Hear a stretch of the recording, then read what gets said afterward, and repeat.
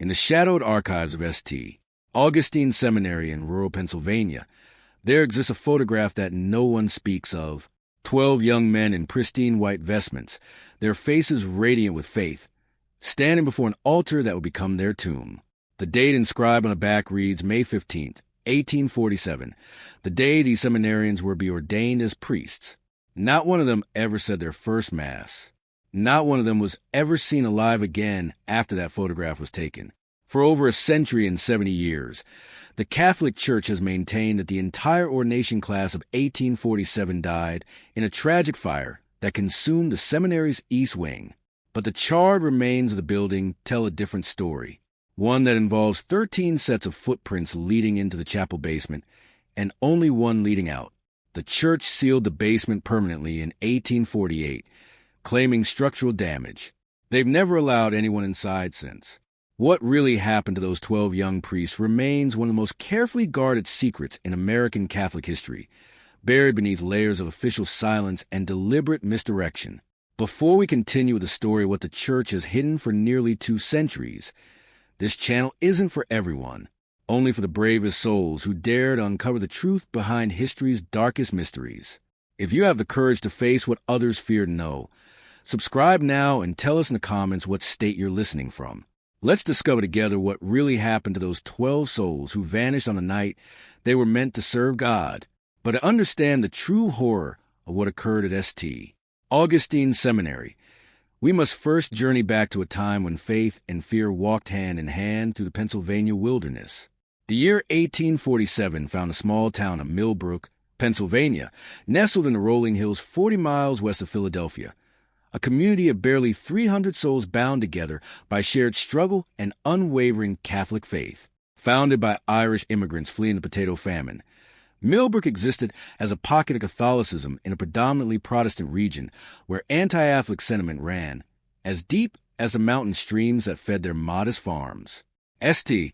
Augustine Seminary stood like a fortress of faith on the town's eastern edge, its imposing Gothic stone walls rising 3 stories above the surrounding countryside.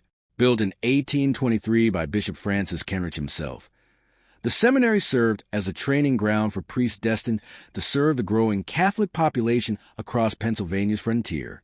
The building's architecture spoke of permanence and divine purpose. Thick limestone walls, soaring arched windows, and a bell tower that could be heard for miles across the valley.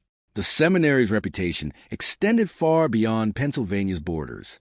Young men from across the eastern United States came to study under the guidance of Father Superior Marcus Whitmore, a brilliant theologian who had trained at the prestigious seminary of Saint-Sulpice in Paris. Father Whitmore demanded absolute dedication from his seminarians, believing that only through complete surrender to God will a man become worthy of the priesthood. His methods were rigorous. Some whisper harsh, but they produced priests of exceptional faith and discipline. The class of 1847 represented the cream of American Catholic youth, 12 young men aged between 22 and 28, who had completed their 6 years of study with distinction. Their names were inscribed in the seminary's golden book. Michael O'Brien from Boston, Thomas Kellerman from Baltimore, Patrick Murphy from New York, James Fitzgerald from Philadelphia, and 8 others whose families had sacrificed everything to see their sons serve God. Among them stood out Francis Bernardetto, the son of Italian immigrants who had settled in Pittsburgh. At 24, Francis possessed an intellectual brilliance that impressed even Father Whitmore. He spoke 5 languages fluently, had memorized vast portions of Scripture, and demonstrated a theological understanding that seemed to transcend his years. His fellow seminarians looked to him as their natural leader, and many believed he would one day become a bishop. The seminarians lived in Spartan cells on the 2nd floor of the East Wing, rising each morning at 4 for Lord's, followed by meditation, Mass, breakfast, and 8 hours of study. Their days ended with complaint at 9, after which the great silence began. No word was to be spoken until the following morning's prayers. This rhythm had governed their lives for 6 years, preparing them for the sacred responsibility of shepherding souls. But in the weeks leading up to their ordination, something had begun to change within the seminary's walls. The seminarians spoke in whispers of strange dreams that visited them nightly. Visions of a 13th figure dressed in black vestments, standing at the altar during their future ordination ceremony. They described the figure's face as obscured by shadow, but its presence filled them with a mixture of terror and inexplicable attraction. Father Whitmore had noticed their increasing restlessness. During their final examinations, several seminarians had given answers that troubled him deeply. When asked about the nature of sacrifice, Francis Benedetto had spoken not of Christ's sacrifice on the cross, but the greater sacrifice that opens the door to true understanding. When questioned about obedience, Thomas Kellerman had replied that obedience to God sometimes requires disobedience to man. The other faculty members, Father Jonathan Mills, Father David Brennan, and Father Peter Kowalski, had expressed their own concerns to Father Whitmore. The seminarians had been discovered in the chapel at unusual hours, kneeling in prayer formation around a circle drawn in ash on the floor. When confronted, they claimed to have no memory of how they came to be there. Their explanation was always the same. They had been called to pray by a voice that spoke in their dreams. As May 15th approached, the entire town of Millbrook prepared for the ordination ceremony. It would be the largest such event in the region's history, with Bishop Kendrick himself traveling from Philadelphia to perform the sacred ritual. Families from across the eastern seaboard had already begun arriving, filling the town's modest inn and staying with local families who opened their homes to the visitors. The ceremony was scheduled for 10 o'clock in the morning to be followed by a grand celebration. That would last until evening. The seminarians would speak their final vows, receive the sacred oils of ordination, and transform from students into priests empowered to celebrate Mass, hear confessions, and guide souls to salvation. It was to be the culmination of their years of preparation, the moment when their lives would be forever consecrated to God's service. But on the night of May 14th, as the seminarians knelt for their final evening of prayer before ordination, none of them could have imagined that they were about to become part of a mystery that would haunt the Catholic Church for generations to come. The evening of May 14th, 1847 began like any other in the life of St. Augustine's Seminary. The seminarians had completed their final examinations and spent the afternoon in quiet reflection, preparing their souls for the sacred transformation that awaited them with the dawn. As darkness settled over the Pennsylvania countryside, the familiar rhythm of Compline echoed to the stone corridors, marking the beginning of what should have been their last night as students. Father Whitmore conducted the evening prayers with particular psalmody, his voice carrying extra weight as he blessed the 12 young men who would soon join the ranks of the priesthood. The seminary's chapel, lit by dozens of candles, cast dancing shadows across the ancient stones as the seminarians knelt in their usual formation. But those who observed them closely noted something unsettling. Their eyes seemed fixed not on the altar, but on some invisible point in the air above it. At precisely 9 o'clock, the great silence began. The seminarians filed out of the chapel in their customary order, their soft footfalls on the stone floor, the only sound in the vast building. Father Whitmore watched them go, noting how Francis Benedetto paused at the chapel door and glanced back with an expression that seemed almost expectant. What happened next would forever change the course of St. Augustine Seminary's history. Brother Thomas Aquinas, the seminary's elderly porter, was making his final rounds when he heard it, a sound that made his blood run cold. From deep within the building came the resonant tones of the chapel's great bell, tolling not the customary pattern of the hours, but a slow, measured cadence that seemed to pulse with its own dark rhythm.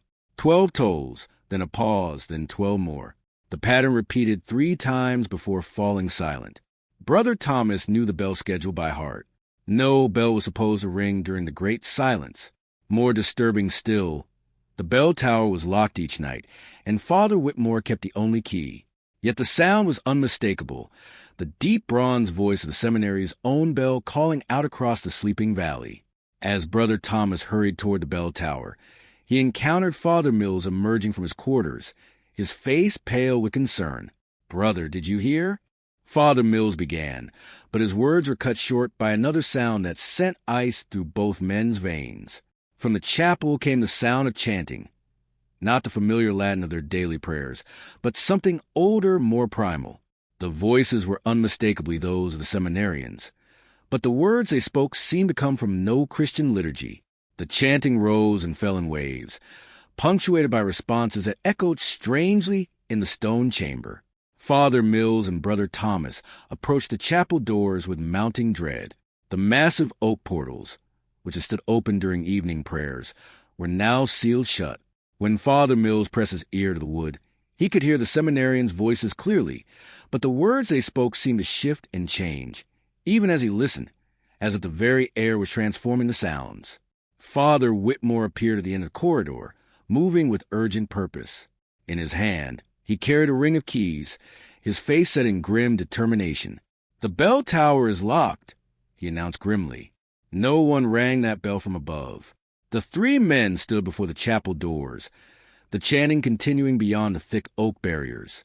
Father Whitmore selected a large iron key from his ring, the master key that opened every door in the seminary. But when he inserted it into the lock, it would not turn. The mechanism, which had functioned perfectly for over 20 years, seemed to have frozen solid. "Get Father Brennan and Father Kowalski." Father Whitmore ordered Brother Thomas. "Something is very wrong here." As Brother Thomas hurried away, the chanting within the chapel began to change. The voices grew louder, more insistent, and underneath them both priests could hear another sound, footsteps descending what sounded like stone steps. But the chapel had no stairs. The floor was level throughout, with only the raised altar at the far end.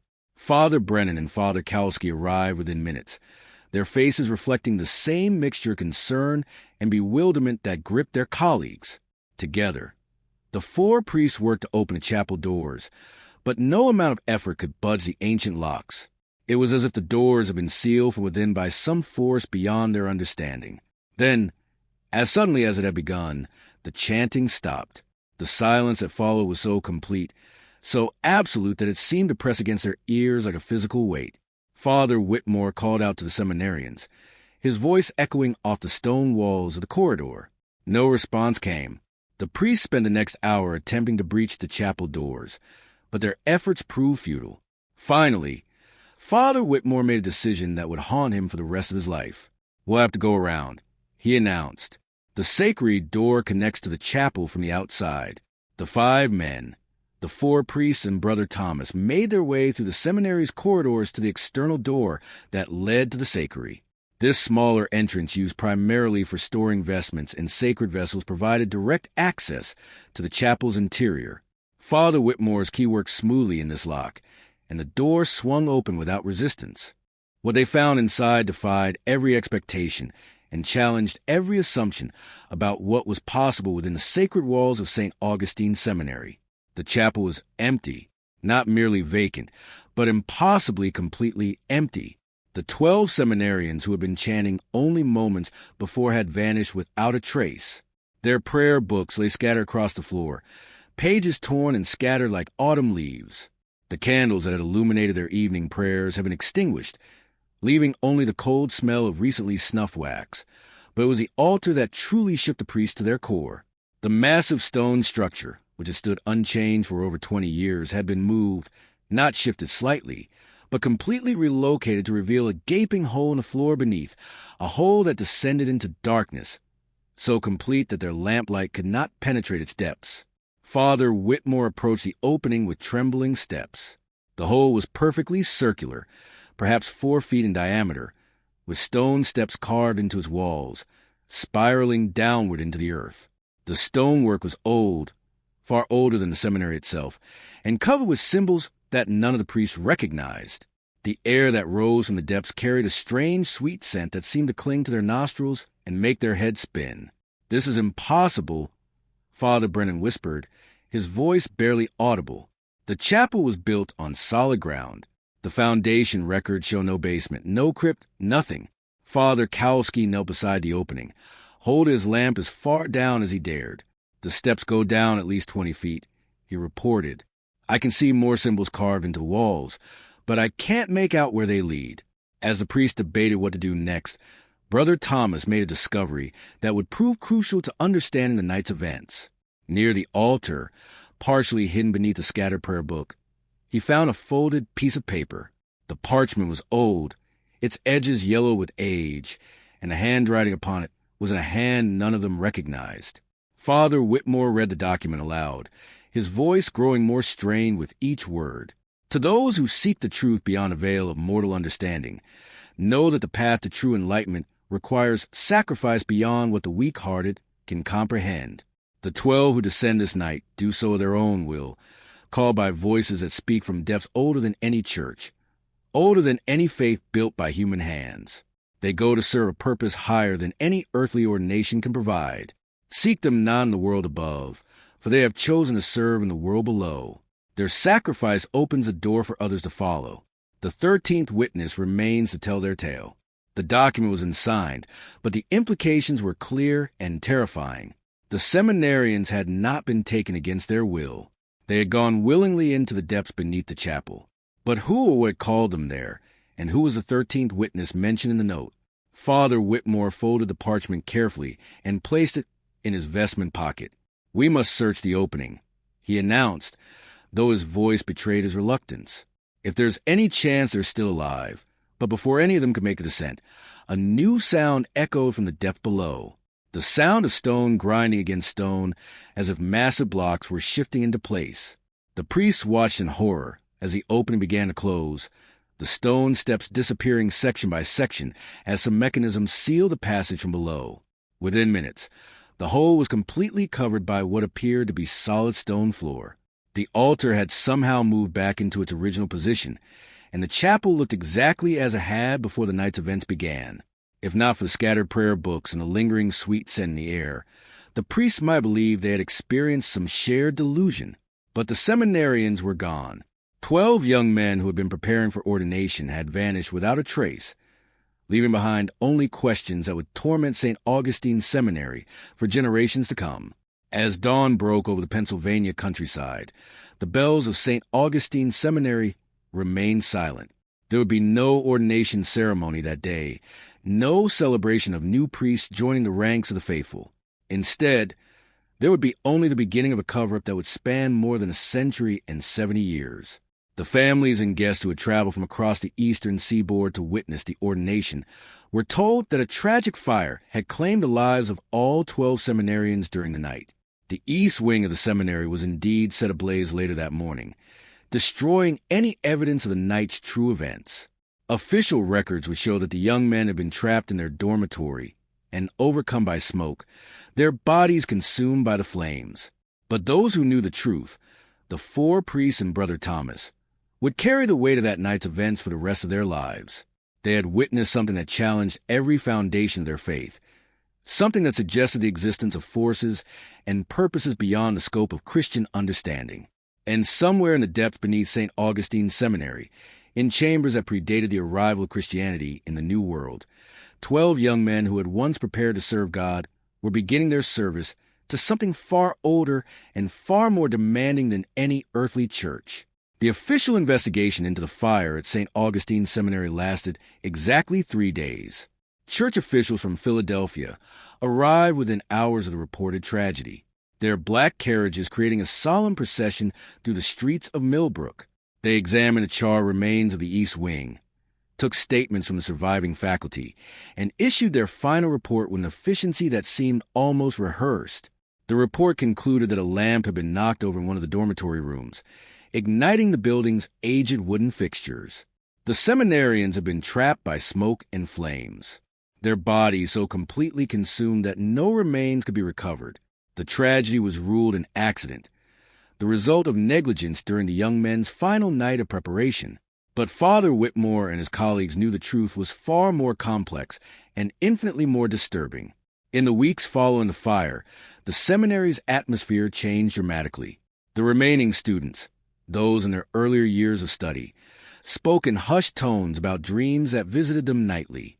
They reported seeing 12 figures in white vestments walk in the corridors after midnight, always moving toward the chapel, but never arriving. The dreams always ended the same way, with the sound of stone grinding against stone and a voice calling from depth that seemed to extend beyond the physical world.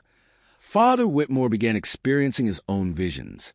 Each night as he knelt for his private prayers, he would see Francis Benedetto standing at the altar of the chapel, his face serene, but his eyes reflecting a knowledge that seemed to transcend human understanding. The apparition would gesture toward the floor where the opening had appeared, and Father Whitmore would hear, not with his ears, but with his mind, the words, "The door remains open for those who truly seek." The chapel itself became a source of constant unease. During daily Mass, the priest would notice that the altar seemed to shift slightly, as if the stone beneath it was settling. The sweet scent that had risen from the depths would return at random times, usually during moments of particular solemnity. Several times brothers and faculty members reported hearing faint chanting echoing from the chapel during the night hours, always in that same unknown language the seminarians had spoken. Brother Thomas, whose porter duties required him to make rounds throughout the building, began to document strange occurrences with obsessive detail. His private journal, which would later be discovered in the seminary archives, recorded phenomena that defied rational explanation. Footsteps in empty corridors, doors that opened and closed without cause, and most disturbing of all, the periodic appearance of 13 shadows in the chapel when only 12 candles were lit. The number 13 began to appear with unsettling frequency throughout the seminary. Students would count 13 stations of the cross instead of the traditional 14. 13 candles would appear on the altar despite careful inventory, showing only 12.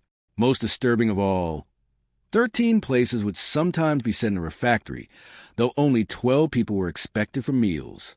Father Mills, who had served as the seminary's librarian for over 15 years, made a discovery that shed new light on the night's events. While cataloging books in the theological section, he found a volume that had not been there before, a leather-bound manuscript written in Latin with extensive annotations in what appeared to be Francis Benedetto's handwriting. The book, titled De Mysteriis Antiquis, on ancient mysteries, contained detailed descriptions of pre-Christian religious practices that had supposedly been practiced by indigenous peoples long before European settlement. The text suggested that certain sacred sites retained spiritual power that could be accessed through specific rituals and sacrifices. Most chilling of all, the manuscript included architectural diagrams that showed underground chambers beneath religious buildings, chambers designed to facilitate contact with entities that existed beyond the physical world. Father Mills brought the book to Father Whitmore, who examined it with growing horror. The annotations in Francis Benedetto's hand revealed that the young seminarian had been studying these ancient practices for months, possibly years. His notes suggested that he had come to believe that true spiritual enlightenment required embracing powers and knowledge that the Christian Church had deliberately suppressed. More disturbing still were the personal letters that Father Mills discovered hidden within the book's pages written by Francis to his fellow seminarians. The letters revealed a growing conviction that their ordination was not an end but beginning, a preparation for a far greater service than the Catholic Church could offer. The letters spoke of the old ways and the true path to divine understanding, suggesting that the seminarians had been planning their descent into the depths for months. The final letter, dated just 3 days before the ordination ceremony, contained a passage that made Father Whitmore's blood run cold. The 13 who serve below have waited centuries for successes. We 12 have been chosen to join them to become the bridge between the world of light and the world of shadow. Our earthly ordination would bind us to serve man's limited understanding of God. Our true ordination will bind us to serve forces that shaped the world before man drew breath. As winter settled over the Pennsylvania countryside, the strange events at St. Augustine's Seminary began to affect the surrounding community. Local farmers reported that their livestock refused to graze in fields that face the seminary, and several families claimed that their children had begun speaking in their sleep, using words that sounded like the ancient language heard in the chapel. The town's physician, Dr. Samuel Richardson, documented an unusual number of cases involving disturbing dreams and night terrors among Millbrook's residents. His private notes describe patients who reported identical visions. 12 young men in white vestments descending stone steps, followed by a 13th figure whose face remained shrouded in shadow. But perhaps the most disturbing development was the change in Father Whitmore himself. The priest, who had once been known for his intellectual rigor and unwavering faith, began to exhibit signs of profound spiritual distress. He would spend hours alone in the chapel, kneeling on the spot where the opening had appeared, his lips moving in what appeared to be prayer, but which those who listened closely recognized as repetition of the same ancient syllables the seminarians had chanted. Father Brennan, growing increasingly concerned about his superior's mental state, began to keep his own secret journal.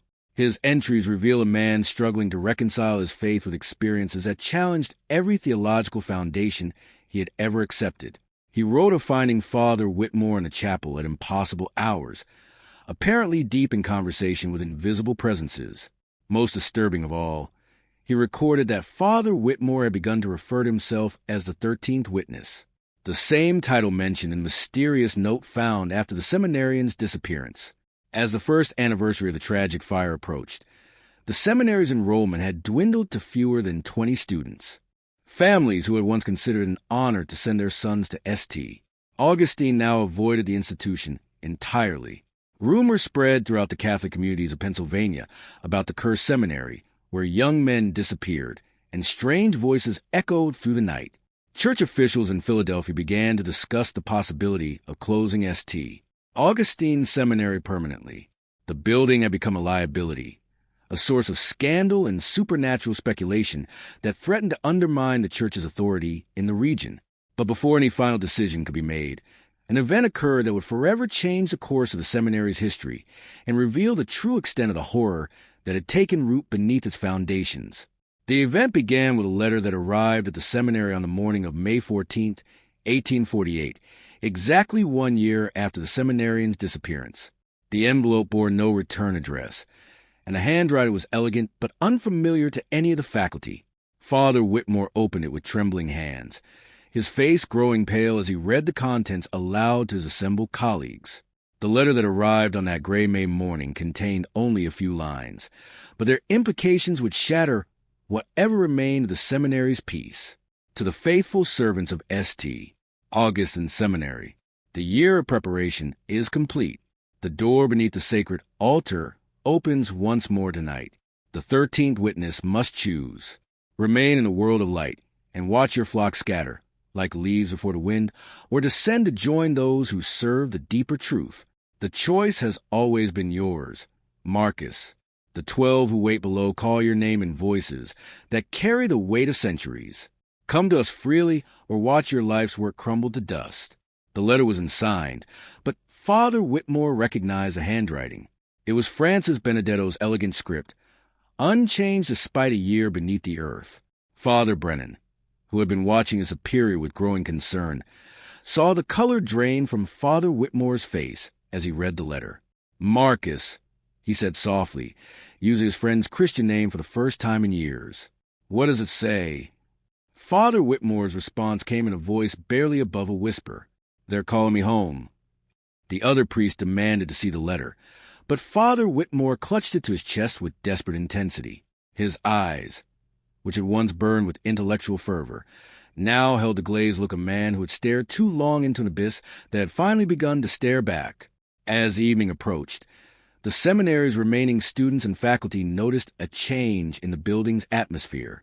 The stone walls seemed to pulse with an energy that made the air itself feel thick and oppressive.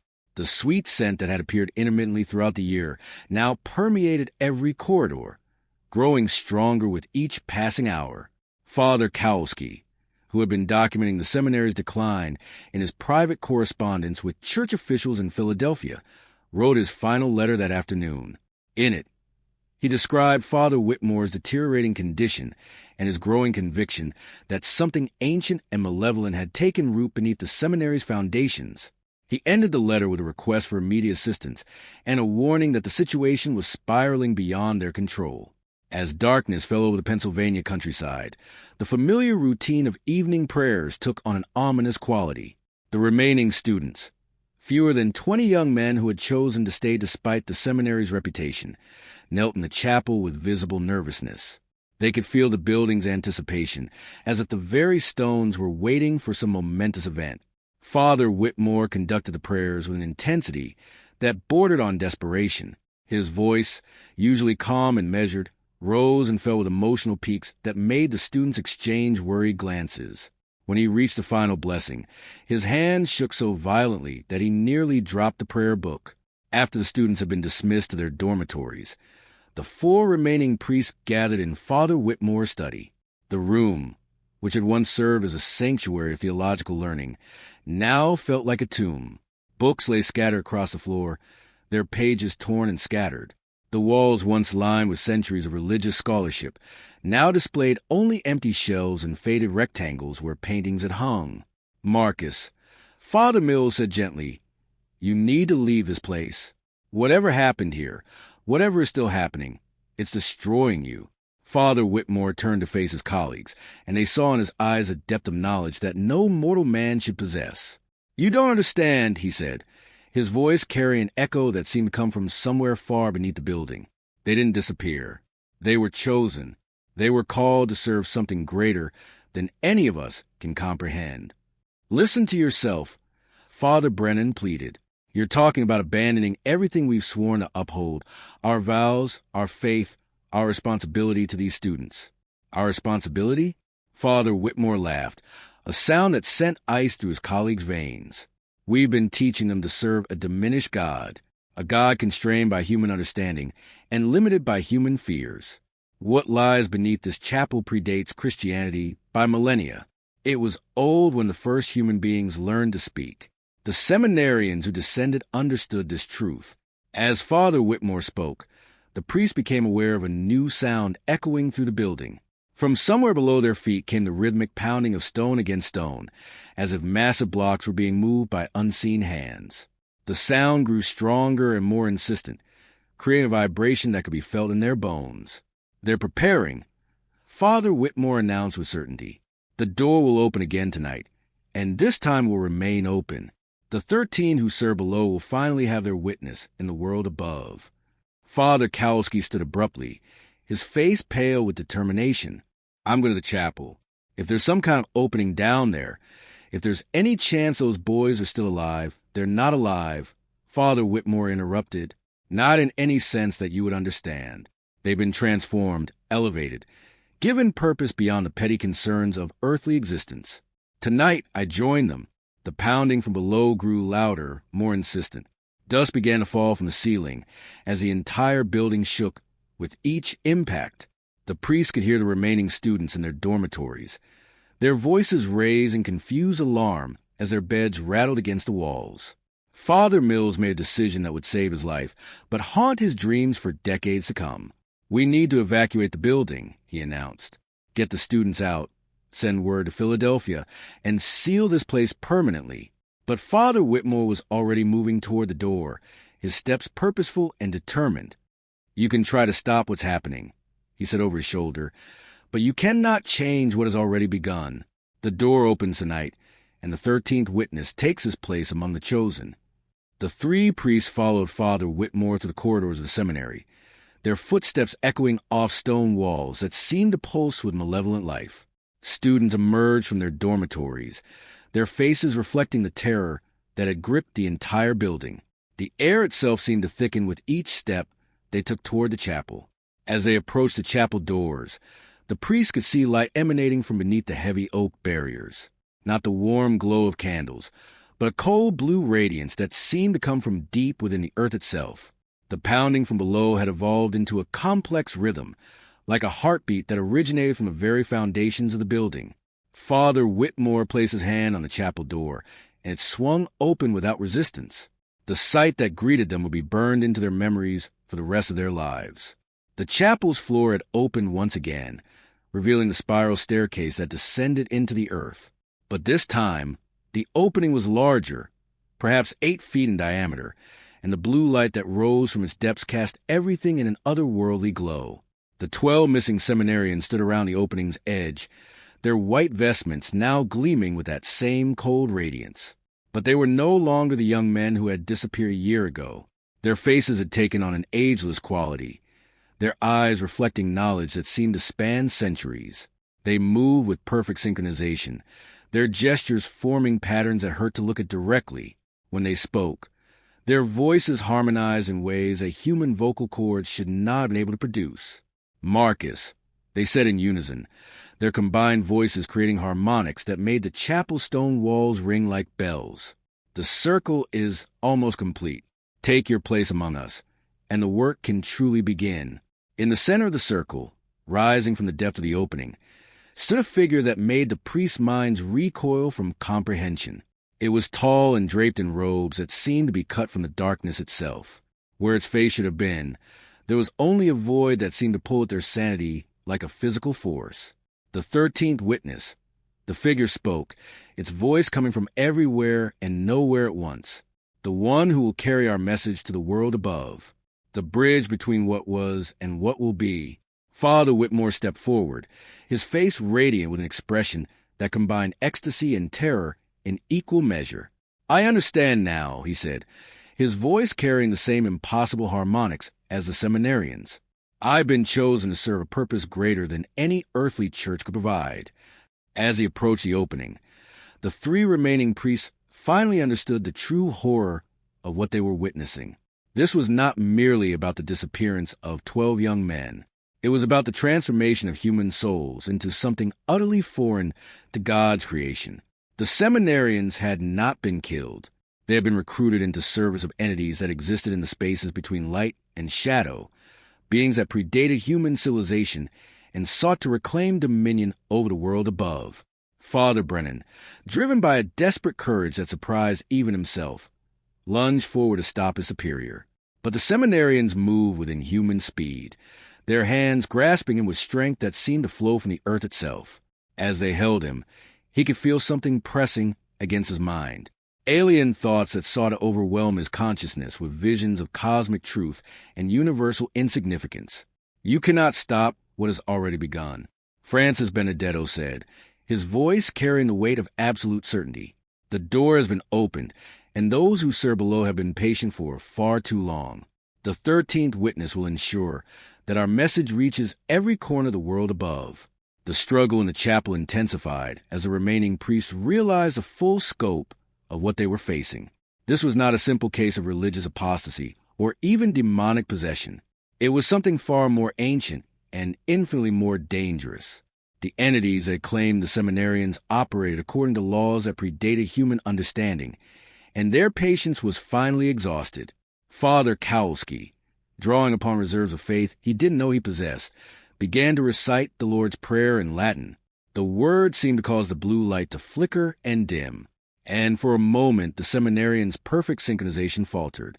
The tall figure in the center of the circle turned its attention to him, and Father Kowalski felt his mind being probed by something vast and utterly alien. "Your prayers have no power here." The figure spoke, its voice creating harmonics that made the chapel stones groan. "This place was sacred long before your carpenter God walked among men.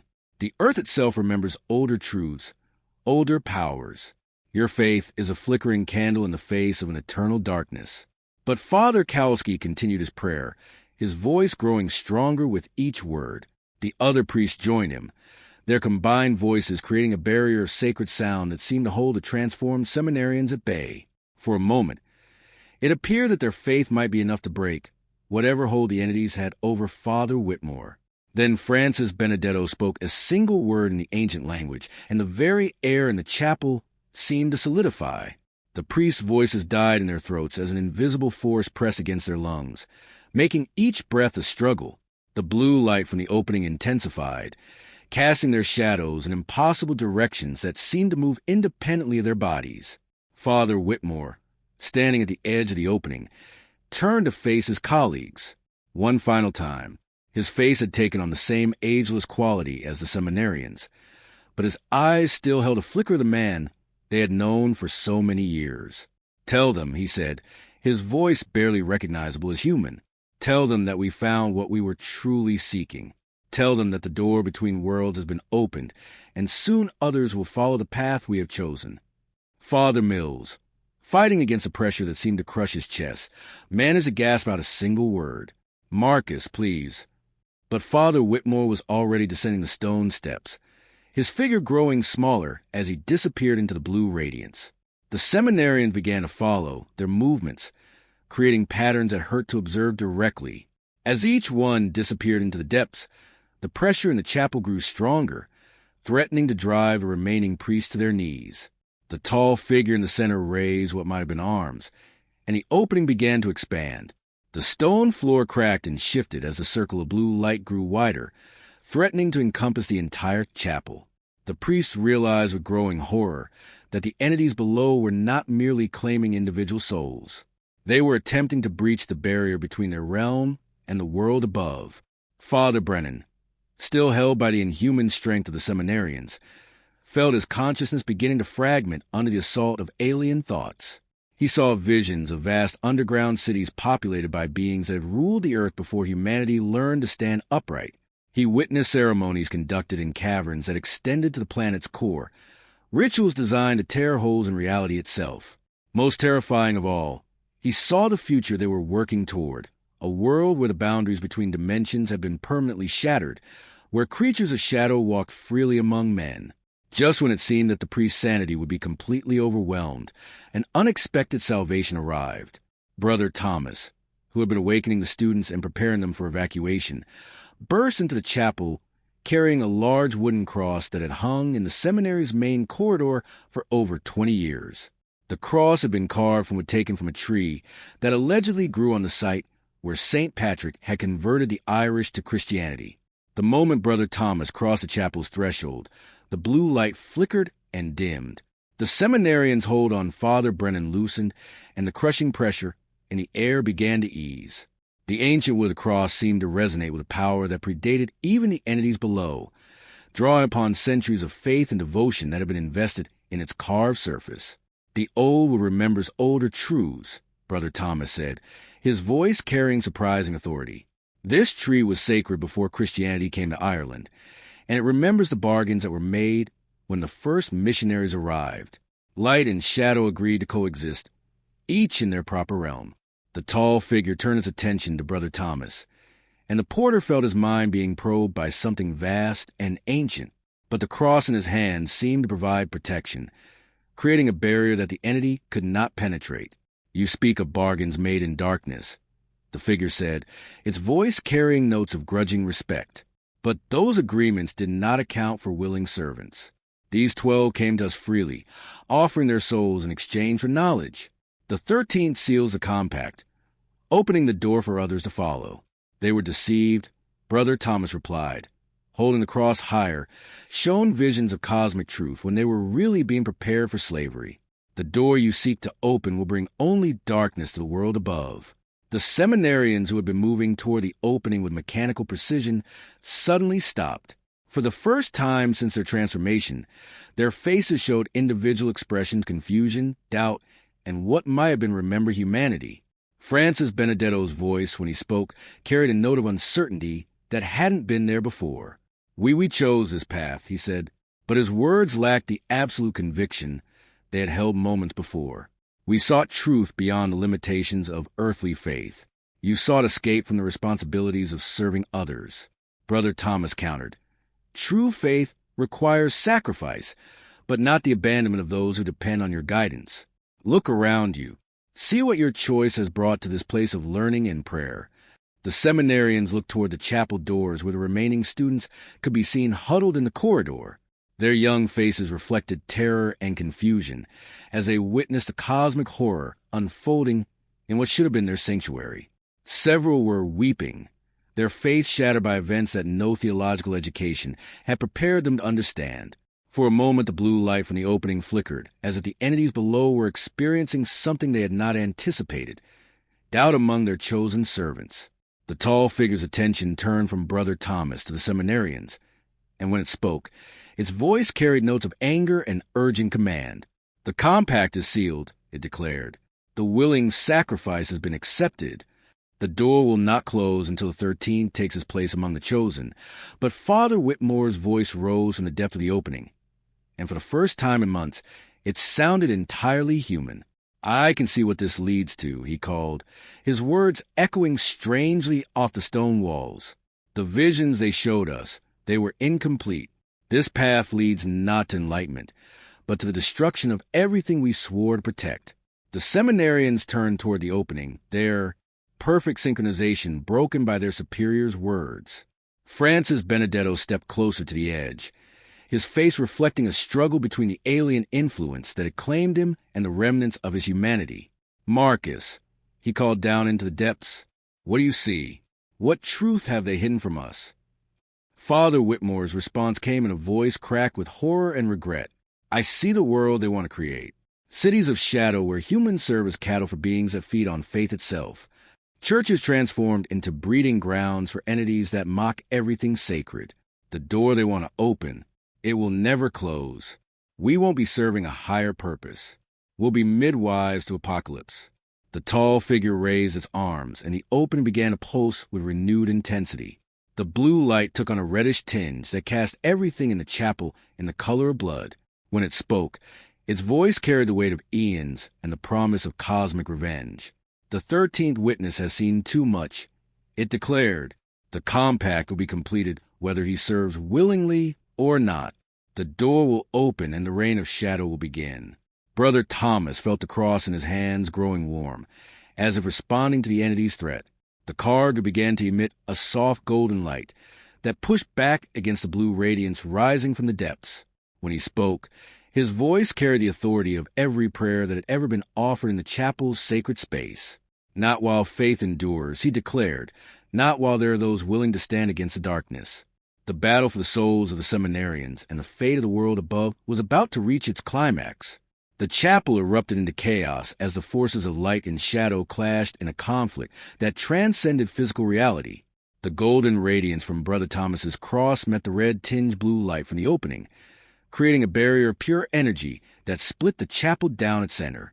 On one side stood the 3 surviving priests and the porter, their faith blazing like a beacon in the cosmic darkness.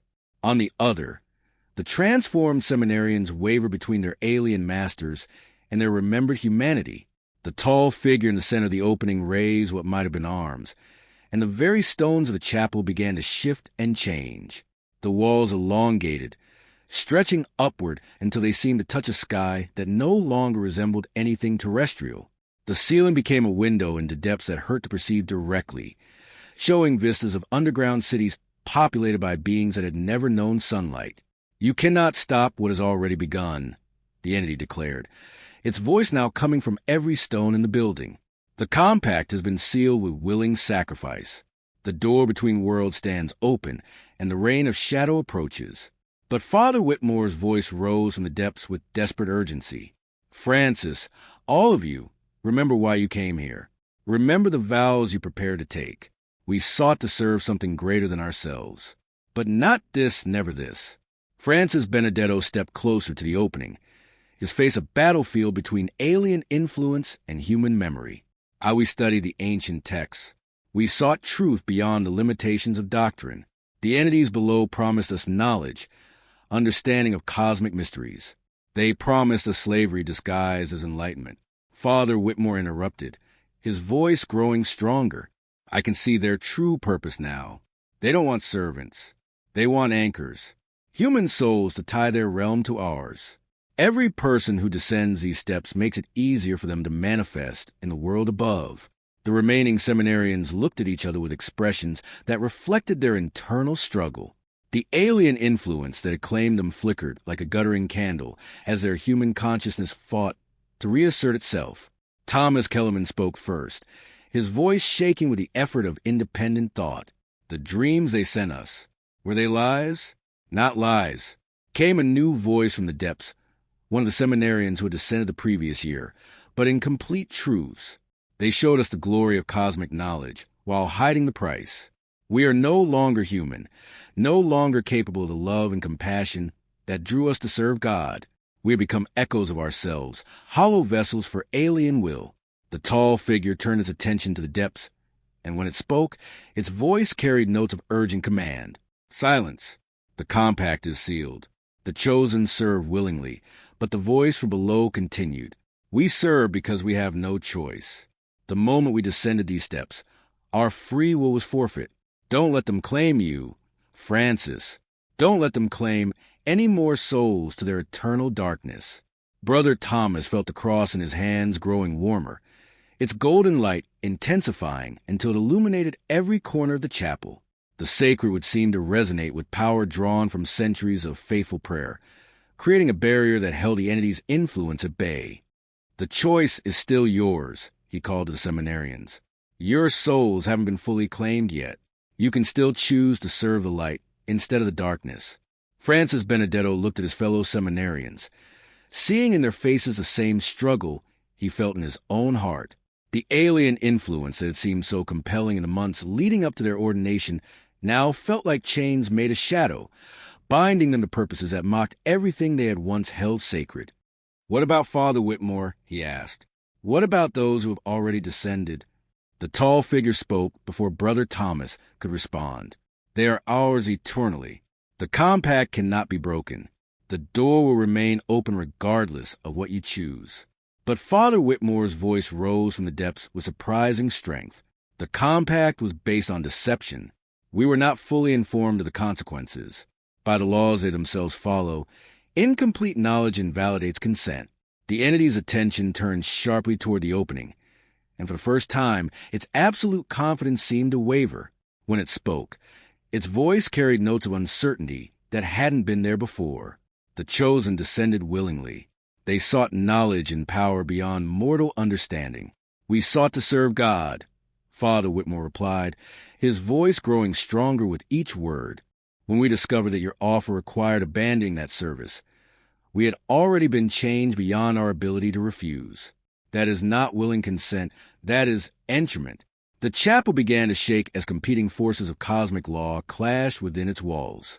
The opening in the floor flickered between the blue radiance that marked the entity's realm and something else, a soft, warm light that seemed to emanate from the earth itself, older and deeper than the alien influence. Brother Thomas understood what was happening. The entities operated according to cosmic laws that governed all supernatural interactions.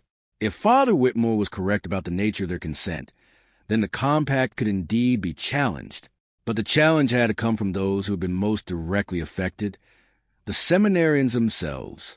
Francis, he called urgently, you and your classmates have to choose, but this time with full knowledge of what that choice means. Will you serve entities that want to use you as anchors for invasion? Or will you serve the God who called you to protect and guide his people? Francis Benedetto looked around the chapel one final time, seeing it not as a transformed nightmare to become, but as the place where he had spent 6 years preparing to dedicate his life to service.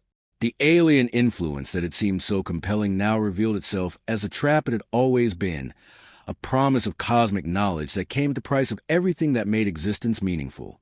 I choose, he said, his voice carrying the authority of absolute conviction. I choose to serve the light, not the darkness. I choose to protect the innocent, not enable their destruction. I choose, he paused, looking directly at the tall figure that had claimed so many souls. I choose to reject your compact and everything it represents. One by one, the other seminarians made the same choice, their voices joining in a declaration that created harmonics of pure human will. The blue light from the opening began to flicker and dim as the alien influence lost its hold on their souls. The tall figure raised its arms in apparent rage, and the chapel's walls began to crack under the force of cosmic displeasure. The compact cannot be broken, it declared. The door will remain open. Others will follow the path you have rejected. But Brother Thomas stepped forward, the cross in his hands blazing with golden radiance that pushed back the darkness. The compact is broken, he declared with absolute authority. The chosen have withdrawn their consent with full knowledge of the consequences. By your own laws, they are free. The opening in the chapel floor began to change, the blue radiance giving way to something far older and more powerful. From the depths came not the alien presence that claimed so many souls, but the voice of the earth itself, ancient, patient, and infinitely compassionate. The door between realms will be sealed. The voice declared in words that bypassed the ears and spoke directly to the soul. The compact is indeed broken. Those who descended under false pretenses will be given the choice to return, their humanity restored. The tall figure began to fade, its form becoming translucent as its connection to the world above was severed. As it disappeared, its final words echoed to the chapel with the promise of future threat. The door may be sealed, but others will find ways to open it. The reign of shadow is inevitable. We are patient. We will wait. But its voice grew fainter with each word until it disappeared entirely, leaving only the warm golden light that filled every corner of the chapel. From the opening came the sound of footsteps on stone stairs, not the mechanical procession of the transformed, but the hesitant steps of human beings choosing to return to the light. Father Whitmore emerged first, his face bearing the marks of his ordeal, but his eyes clear and human once more. Behind him came the 12 seminarians who had ascended the previous year, their white vestments no longer gleaming with alien radiance, but simply the cloth of young men who had faced ultimate darkness and chosen to reject it. The dawn of May 15th, 1848 broke over St. Augustine Seminary like a blessing after the longest night in the institution's history. The chapel, which had been a battleground between cosmic forces just hours before, now appeared exactly as it had for over 20 years. The floor was solid stone, with no trace of the opening that had led to realms of shadow.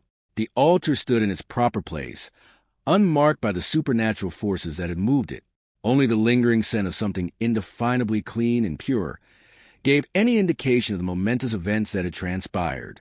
Father Whitmore knelt before the altar, his hands clasped in prayer that came from the depths of soul that had journeyed to the edge of damnation and found its way back to grace. The 12 seminarians who had been lost for an entire year knelt beside him, their faces reflecting the complex mixture of gratitude and sorrow that comes from surviving something that should have destroyed them utterly. Brother Thomas stood at the chapel's entrance, still holding the carved cross that had proven to be their salvation. The ancient would have returned to its normal appearance, but he could feel the power that resided within it, not alien or otherworldly, but deeply, fundamentally human. It was the accumulated faith of centuries, the prayers of countless souls who had sought comfort and guidance in their darkest hours. The students who had witnessed the night's events huddled in the corridor beyond, their young faces reflecting confusion and fear that would take years to fully process. They had seen their faith tested in ways that no theological education could have prepared them for, but they had also seen that faith triumph over forces that sought to corrupt and destroy it. Father Mills, Father Brennan, and Father Kowalski gathered around their superior, their relief evident in every gesture. They had watched Father Whitmore walk voluntarily into damnation, and now they could hardly believe that he stood among them once more, his humanity restored, and his faith stronger than ever. How do we explain this? Father Brennan asked quietly. How do we tell the church hierarchy what really happened here? Father Whitmore looked up from his prayers, his eyes clear and purposeful. We tell them the truth, he said, simply, all of it. The entities that sought to use our seminary as an anchor point for invasion, the seminarians who were deceived into believing they were serving a higher purpose, the cosmic laws that govern, supernatural contracts, everything. And if they don't believe us, Father Kowalski asked, then we'll show them the evidence. Father Whitmore replied, gesturing toward a leather-bound journal that lay on the altar. The book had appeared when the seminarians emerged from the depths, its pages filled with detailed accounts of their experiences in a realm below. Francis and his classmates have documented everything they saw and experienced, the underground cities, the entities that rule there, the cosmic laws that govern their interactions with our world. It's all there. Francis Benedetto, who had been silent since his return from the depths, finally spoke. We saw what they wanted to do to our world, he said, his voice carrying the weight of experiences that had aged him beyond his years. The entities below don't seek to destroy humanity outright. They want to transform it to make us willing servants in a cosmic order that denies everything sacred and beautiful about existence. Oh! They showed us visions of the future they were working toward. Thomas Kellerman added, cities where humans lived in constant fear, where faith itself had been corrupted into a tool of oppression and despair. They wanted to use our seminary as a template, a place where future priests would be trained to serve their purposes instead of God's.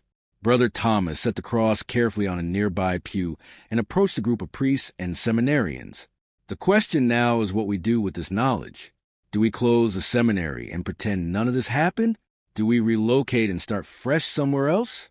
Or do we stay and ensure that what happened here never happens again? Father Whitmore stood, his decision already made. We stay, he declared. This place has been tested by forces that sought to corrupt it, and it has emerged stronger. The entities below chose this location because it sits on ground that was sacred long before Christianity arrived in the New World. That sacredness protected us when our faith alone might not have been enough. But the students, Father Mills protested, their families will never trust us again. The reputation of this place will be rebuilt through our actions. Father Whitmore interrupted. We'll be more careful about who we accept as seminarians.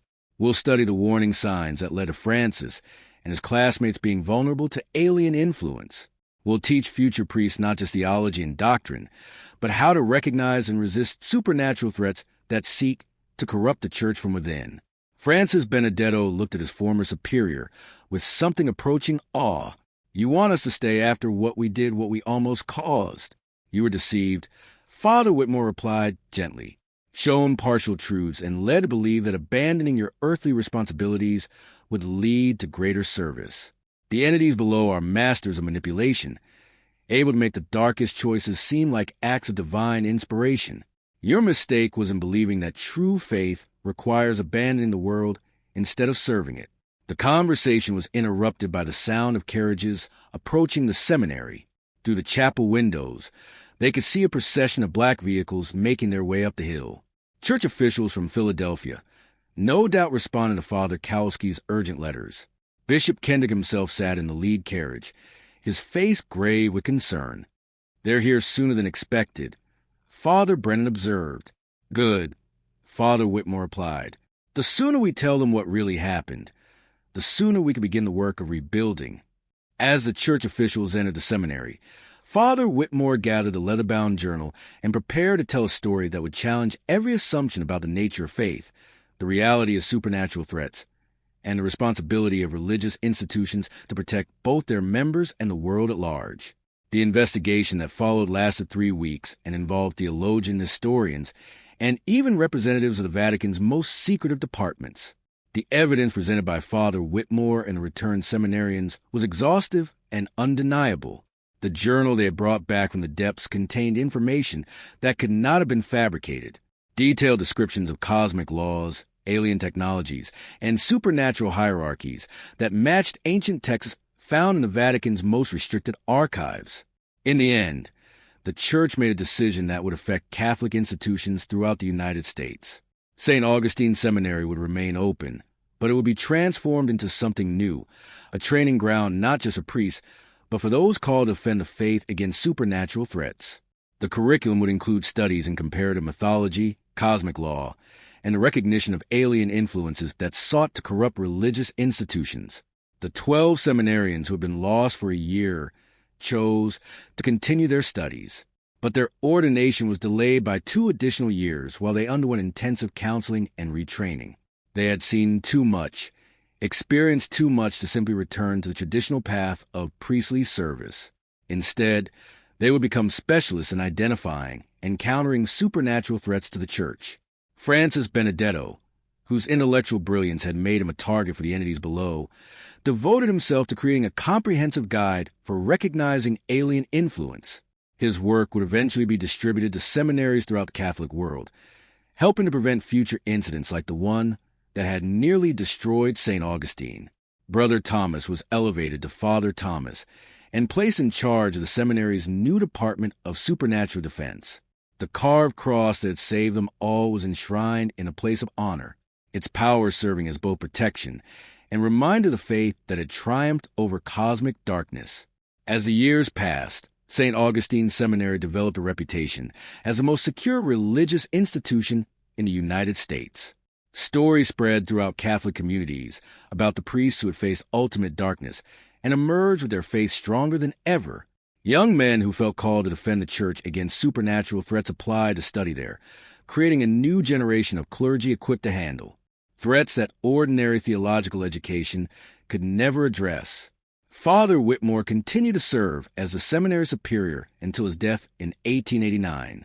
His final words, according to Father Benedetto, who was present at his bedside, were, "The door remains sealed, but vigilance is eternal. Tell them never to forget what we learned. That faith without knowledge is vulnerability, and knowledge without faith is corruption."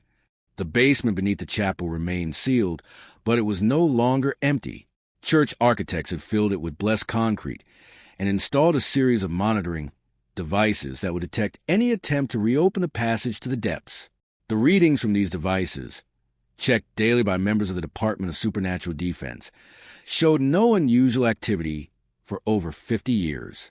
But in 1899, exactly 52 years after the original incident, the monitors detected something that made Father Benedetto, now the seminary superior, call for immediate assistance from Rome. The readings showed not an attempt to reopen the passage, but something far more disturbing, a message transmitted through cosmic frequencies that no earthly technology should have been able to detect. The message was brief, but chilling.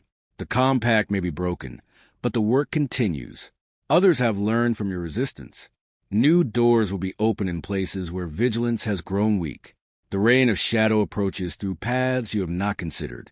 This discovery led to the creation of a global network of institutions dedicated to monitoring and countering supernatural threats to religious organizations. The lessons learned at St. Augustine's Seminary spread throughout the Catholic Church and beyond, creating an invisible army of defenders who stood guard against forces that sought to corrupt faith itself. Today, more than a century and 70 years after the event of 1847, St. Augustine's Seminary still stands on its hill in Pennsylvania. The building houses a theological college that trains priests in traditional doctrine, but also serves as the headquarters for an organization that few people know exists. The Collegium Defensorum Fide, the College of Faith's Defenders, the chapel where cosmic forces once clashed, remains in use for daily mass and special ceremonies. Visitors often comment on the sense of peace that pervades the space, unaware that they are standing on ground where human faith once triumphed over alien corruption. The altar beneath which lay the door to other worldly realms bears a simple inscription that few people notice. Faith tested in fire burns brighter. The story of the 12 seminarians who descended into darkness and returned to light serves as both warning and inspiration for those called to defend faith against supernatural threats. It reminds us that the greatest dangers to religious institutions come not from external persecution, but from internal corruption, from those who would use sacred spaces and trusted positions to serve purposes that mock everything religion is meant to protect. But also reminds us that faith, when properly understood and courageously applied, has the power to triumph over any darkness. The entities that sought to claim St. Augustine's Seminary represented forces older than human civilization, armed with knowledge that spanned cosmic ages. Yet they were defeated by the simple courage of ordinary men who chose to serve light instead of shadow, truth instead of deception, love instead of power. The basement beneath St. Augustine's Seminary remains sealed to this day, its concrete barriers monitored by technology that bridges the gap between science and faith. The readings show no unusual activity, suggesting that the door to the depths remains permanently closed. But those who work in the Department of Supernatural Defense know that vigilance is the price of spiritual freedom, and that the forces of darkness are always seeking new ways to corrupt and claim human souls. In the end, the story of the priests who never said their first Mass serves as a reminder that faith is not passive acceptance, but active resistance to everything that seeks to diminish or corrupt it. The 12 young men who were prepared to serve God in traditional ways instead became warriors in a cosmic battle that most people never realize is being fought. Their ordination came not in a ceremony of pageantry and celebration, but in the moment they chose to reject alien promises and return to the light that had called them in the first place. This mystery shows us that the greatest threats to faith come not from those who openly oppose it, but from those who would corrupt it from within, transforming sacred institutions into tools of spiritual slavery. Yet, it also demonstrates that faith, properly understood and courageously applied, possesses power that transcends any earthly understanding. If you're fascinated by the dark side of history, the secret America tried to bury, then make sure you subscribe to the Fear Ledger right now. Hit that subscribe button, turn on the bell notification, and never miss a story that history didn't want you to hear. Because here, every secret has a cost, and every story leaves a mark.